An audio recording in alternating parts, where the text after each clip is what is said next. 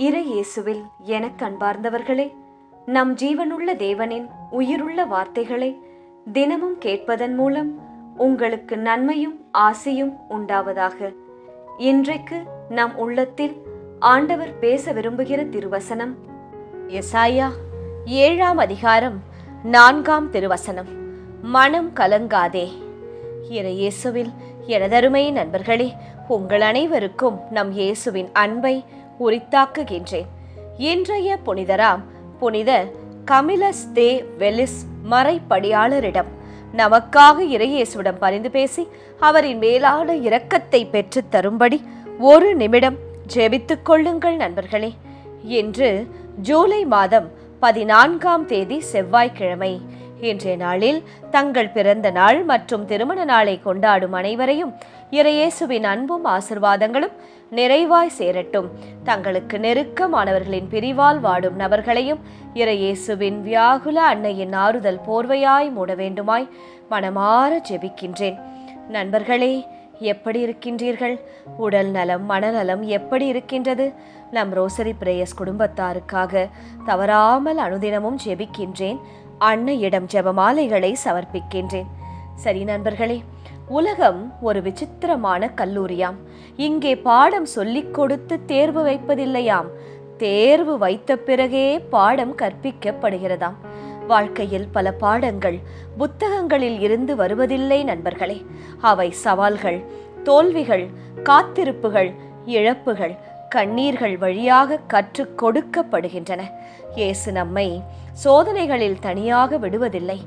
ஒவ்வொரு அனுபவத்தின் மூலமும் நம்மை வடிவமைத்து முதிர்ச்சி அடைய செய்கிறார் இயேசு. யோசேப்பிற்கு முதலில் சோதனைகள் வந்தன, அதன் பிறகே அரண்மனையும் உயர்வும் அவருக்கு வந்தது. உங்கள் விசுவாசத்தின் சோதனை பொறுமையை உண்டாக்குகிறது என்பதை அறிந்திருக்கிறீர்களே என்று யாக்கோபு 1ஆம் அதிகாரம் 3ஆம் வசனம் சொல்கிறது. வாழ்க்கையின் ஒவ்வொரு சோதனையும் ஒரு முடிவு அல்ல நண்பர்களே, இயேசு உங்களுக்கு கற்பிக்கும் ஒரு புதிய பாடம்.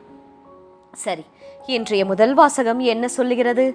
அஞ்சாதே, நம்பிக்கையில் நிலைத்து இரு என்று சொல்லுகிறது. இன்றைய முதல் வாசகத்தில் யூதா நாட்டின் அரசன் ஆகாசு பெரிய புரட்சியில் இருந்தான். எதிரிகள் கூட்டணி அமைத்து தாக்க வருகிறார்கள் என்ற செய்தியை கேட்டவுடன் பெருங்காற்றில் மரங்கள் அசைவது போல அவனும் மக்களும் கலங்கி போனார்களாம். அந்த நேரத்தில் ஆண்டவர் எசாயா வழியாக ஒரு அழகான செய்தியை அவனுக்கு அனுப்புகிறார். ஆகாசு, அமைதியாயிரு, அஞ்சாதே, உங்கள் நம்பிக்கையில் நிலைத்திராவிடில் நீங்களும் நிலைத்து நிற்க மாட்டீர்கள் என்று சொல்லுகிறார். எதிரிகளின் சக்தியை அல்ல, இறைவனின் சக்தியை பார்க்க சொல்லுகிறார் ஆண்டவர். சுருக்கமான விளக்கமும் சிந்தனையும் என்ன தெரியுமா நண்பர்களே? நம் வாழ்க்கையிலும் சில செய்திகள் நம்மை நடுங்க வைக்கின்றன. உடல் நல பிரச்சனை, குடும்ப கவலை, பண நெருக்கடி, மனிதர்களின் இழப்பு, பிள்ளைகளின் எதிர்காலம், எதிர்பாராத தோல்வி, இடமாற்றம். அந்த நேரத்தில் நம் மனம் ஆகாசை போல அலைகழிக்கப்படுகிறது. ஆனால் இறைவன் இன்று நம்மிடம் சொல்லுகிறார், பயப்படாதே என் மகளே, என் மகனே, கலங்காதே, நான் உன்னோடு இருக்கிறேன் என்று சொல்லுகிறார். பிரச்சனை பெரியதாக இருக்கலாம், ஆனால் இறைவன் உங்களோடு இருக்கிறாரே, அவர் அதைவிட பெரியவர். கடலில் பயணம் செய்யும் ஒரு படகிற்கு புயல் வந்தால் அனுபவமில்லாத பயணி பதட்டப்படுவார். ஆனால் அனுபவமுள்ள மாலுமி அலைகளை பார்க்காமல் திசை காட்டியை பார்ப்பார். அதுபோல வாழ்க்கை புயல்களில் நாம் பிரச்சனைகளை மட்டுமே பார்த்தால் பயம் வரும்.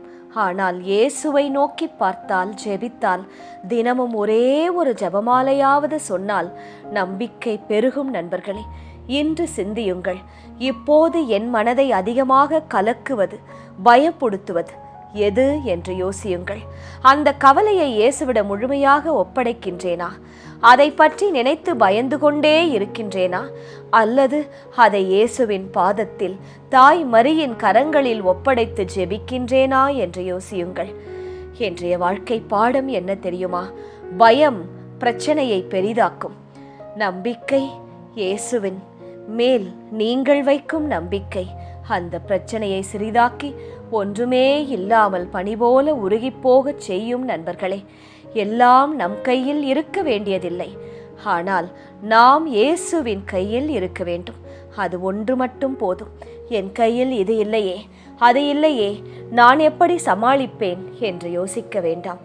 இன்று உங்கள் சூழ்நிலையையும் உங்களையும் இயேசுவின் கையில் ஒப்படையுங்கள். அவர் பார்த்து கொள்வார். சரி நண்பர்களே, இன்றைய நற்செய்தி என்ன கூறுகிறது? அற்புதத்தை பார்ப்பது போதாது, நீங்கள் மனம் மாற வேண்டும் என்று சொல்லுகிறது.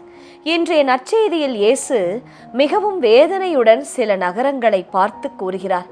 உங்களிடையே இவ்வளவு வல்ல செயல்கள் நடந்தும் நீங்கள் மனம் மாறவில்லையே என்று இயேசு கூறுகிறார். இதிலிருந்து நாம் என்ன புரிந்து கொள்ள வேண்டும்? இயேசு தினமும் நம் வாழ்க்கையில் செயல்படுகிறார். ஒரு ஆபத்திலிருந்து காப்பாற்றுகிறார். ஒரு புதிய வாய்ப்பை கொடுக்கிறார். ஒரு நல்ல மனிதரை நம் வாழ்க்கையில் அனுப்புகிறார். ஒரு இறைவார்த்தையின் மூலம் நம்மை தொடுகிறார். ஆனால் அந்த அனுபவங்கள் நம்மை மாற்றுகிறதா? அல்லது சில நாட்கள் மட்டுமே உணர்ச்சி வசப்பட்டு ஜெபித்து மீண்டும் பழைய வாழ்க்கைக்கு நாம் திரும்புகிறோமா? யோசிக்க வேண்டும் நண்பர்களே. ஒரு நோயாளி சிறந்த மருத்துவரிடம் சிகிச்சை பெறுகிறார். மருத்துவர் சரியான மருந்தையும் எப்படி இனி வாழ வேண்டும் என்ற முறையையும் கூறுகிறார். குடிக்காதீர்கள், சிகரெட் பிடிக்காதீர்கள், நேரத்திற்கு சாப்பிடுங்கள் என்று சொல்லித் தருகிறார். ஆனால் அவர் மருந்தை வாங்கி வைத்துக்கொண்டு சாப்பிடாமல் பழைய பழக்கங்களையே தொடர்ந்தால் மருத்துவரின் திறமையால் என்ன பயன் சொல்லுங்கள்? அதே போல இயேசு நமக்கு தொடர்ந்து அருளை காட்டுகிறார், வழியை காட்டுகிறார், வாய்ப்புகளை தருகிறார். ஆனால் மாற தயாராக இருக்கும் இதயம்தான் அந்த அருளின் பலனை அனுபவிக்கும் இதயம் நண்பர்களே என்று சிந்தித்து பாருங்கள். என் தோழனே, தோழியே, இயேசு என் வாழ்க்கையில் செய்த ஒரு நன்மையை நான் நினைவு கூறுகிறேனா? நன்றி கூறுகிறேனா? அந்த அனுபவம் என்னை இயேசுவுக்கு நெருக்கமாக்கியதா? இன்று நான் மாற்ற வேண்டிய ஒரு பழக்கம் என்ன? இயேசுவின் அற்புதம் வாழ்க்கையை தொடும். மனமாற்றம்தான் வாழ்க்கையை மாற்றும் என்று நம்மை நாமே கேட்டுக்கொள்ள வேண்டும். இயேசு என் வாழ்க்கையில் இவ்வளவு செய்திருக்கிறார், அதற்கு பதிலாக நான் என்னை எவ்வளவு மாற்றியிருக்கிறேன் என்று யோசிக்க வேண்டும். அதுவே என்று ஆண்டவர் எதிர்பார்க்கும் உண்மையான பதில், நற்செய்தியின் வழியாக நம்மோடு பேசும் காரியம். சரி நண்பர்களே, இன்றைய திருப்பாடல் வழி ஜெபிக்கலாமா? தயாராக இருக்கிறீர்களா? ஜெபம். ஆண்டவர் மாண்பு மிக்கவர், நம் கடவுளின் நகரில் அவரது திருமலையில் மிகுந்த புகழுக்கு உரியவர். ஆண்டவரே இயேசுவே, நீர் மாண்பு மிக்கவர், புகழுக்கு உரியவர். தொலை வடக்கில் திகழும் சீயோன் மலை அனைத்தும் உலகிற்கு மகிழ்ச்சியாய் இறக்குகின்றது. இயேசுவே, நீரே சீயோன் மலை, எங்களை காக்கும் சீயோன் மலை. உம்மிடம் இருந்தே எங்களுக்கு பாதுகாப்பும் மகிழ்ச்சியும் வருகின்றன. எங்கள் கண்ணெதிரே எத்தனையோ இழப்புகள், ஆபத்துக்கள் இருந்தாலும் அதன் அனைத்திலும் இருந்து ஒவ்வொரு நொடியும் ஒவ்வொரு நாளும் எங்களை காத்து வழிநடத்துகிற கிருபைக்காக நன்றி. இயேசுவே, உம்மிடம் இருந்து அருட்கொடைகளை பெற நாங்கள் எம்மாத்திரம்? நாங்களோ பாவிகள், உம்மை மறந்தவர்கள், உலக கவலைகளில் மூழ்கி போனவர்கள், ஜெபிக்க மனம் இல்லாதவர்கள், சோம்பேறிகளாய் சுற்றித் திரிபவர்கள். நீர்தான் எங்கள் மீது தயவாய் இருந்து அருள் புரிய வேண்டும் அப்பா. காப்பாற்ற வேண்டும் ஆண்டவரே. நல் சுகம் தந்து எங்களை தேர்த்தி எடுக்க வேண்டும் நாதரே. இதோ அரசர் அனைவரும் ஒன்று கூடினர், அணிவகுத்து ஒன்றாக வந்தனர். பார்த்ததும் திகைத்தனர், திகிலடைந்து ஓட்டம் பிடித்தனர். ஆம் இயேசுவே, எங்களுக்கு எதிராக பிசாசு கொண்டு வரும் அனைத்து திட்டங்களில் இருந்தும், சோதனைகளில் இருந்தும், படுகுழியில் இருந்தும் எங்களை நீர் காப்பாற்றுகிறீர். எங்களுக்கு எதிராக திட்டம் தீட்டும் கெட்ட மனிதர்களிடம் இருந்து எங்களை நீர் பாதுகாத்து உமது சிறகின் நிழலில் வைக்கின்றீர். அவர்களை ஓட்டம் பிடிக்க செய்கின்றீர், திகிலடைய செய்கின்றீர், சிதறடிக்கச் செய்கின்றீர். அதற்காக நன்றி இயேசுவே. அங்கே அச்சம் அவர்களை ஆட்கொண்டது. பேறுகால பெண் போல் அவர்கள் துடிதுடித்தனர். தர்சீசு கப்பல்களை கீழே காற்றினால் நீர் தகர்த்தெறிந்தீர்.